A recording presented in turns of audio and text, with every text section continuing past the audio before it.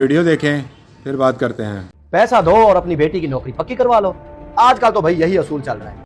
ये क्या कह रहे हैं साहब जी आप? मैंने अपनी बेटी को पढ़ाया लिखाया, अब उसकी नौकरी के लिए मुझे रिश्वत देनी पड़ेगी? मैंने तो सोचा था उसकी डिग्री और टैलेंट को देखकर आप नौकरी देंगे, आप तो रिश्वत मांग रहे हैं। मैं गरीब आदमी हूँ, मैं कहाँ से लाऊंगा 2 लाख रुपया?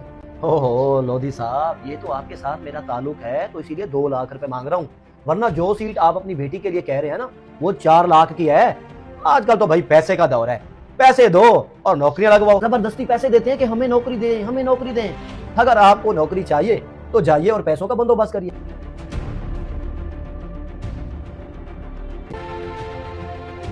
एक दफ़ा नौकरी लग जाए बस, अपने अब्बू की सारी परेशानियां दूर कर दूंगी। सारी उम्र गुर्बत में गुजार दी, बस अब इस गुर्बत से छुटकारा पाने की कोशिश करूंगी। उन्होंने मुझे पढ़ाया लिखाया तो बहुत है, मैं उनकी ये मेहनत ज़ाया नहीं जाने दूंगी।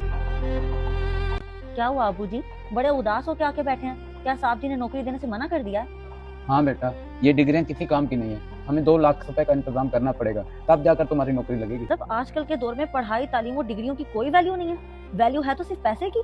हाँ बेटा, ये जो लोग बैठे हैं ना, तालीम को नहीं बल्कि पैसों को अहमियत देते हैं। अगर उन्होंने 2 लाख रुपए मांग लिया ना, मुझे 2 लाख देना होगा और तुम्हारी नौकरी करवानी होगी। इतनी बड़ी रकम हम कहाँ से लाएंगे? हमारा तो गुजर बसर भी हजारों में ही होता है। तुम बेफिक्र रहो बेटी, तुम 2 दिनों में अपनी नौकरी पे जाओगे। ये पैसे मैंने अपनी बेटी के दहेज के लिए रखे थे, अभी फिलहाल उसे नौकरी की जरूरत है। आप ये पैसे रख लें और ये 2 लाख से भी ज्यादा है। बस आप मेरी बेटी को नौकरी दे दें, मैं उसे अफसर बनना देखना चाहता हूँ, ये मेरी आखिरी ख्वाहिश है। लोधी साहब, आप टेंशन क्यों लेते हैं? हमें गर्ज थी पैसों से, जो आपने हमारी गर्ज पूरी कर दी। आपको बहुत बहुत मुबारक हो। इमरान, जाके मिठाई ले आओ, इनका मुंह मीठा करवाते हैं।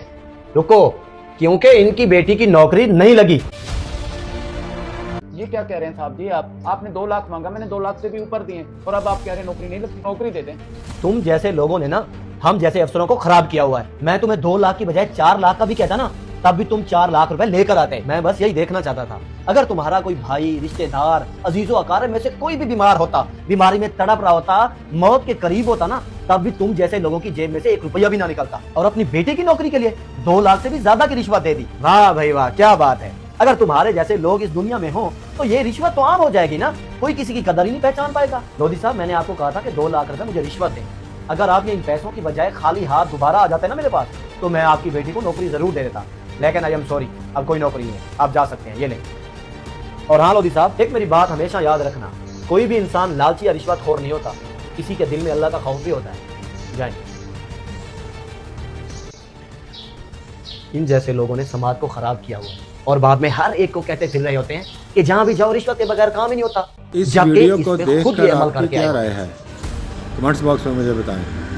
जज़ाकल्लाह।